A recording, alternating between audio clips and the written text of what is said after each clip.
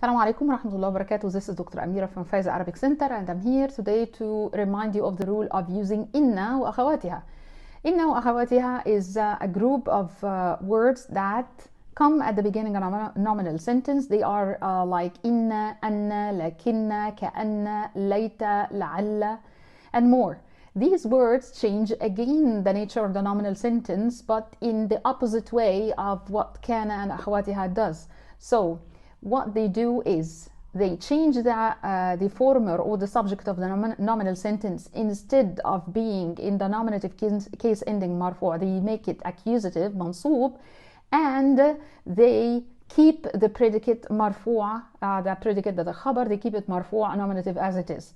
If we use the same sentence that we've used earlier in a different video for the kana wa akhawatiha, which is al-muhandisuna mujtahidun, and we have now at the beginning we would like to add one of the inna wa akhawatiha, then we would say la'alla al-muhandisina mujtahidun. Now al-muhandisun, which is the former or the subject of the nominal sentence, which was in its default case ending was marfu' nominative, now has been changed into accusative mansoob because it has been preceded with one of inna wa akhawatiha words.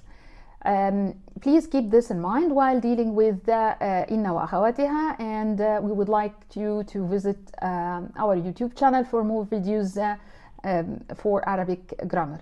Thank you so much. This was Dr. Amira from Fayza Arabic Centre. Assalamu alaikum.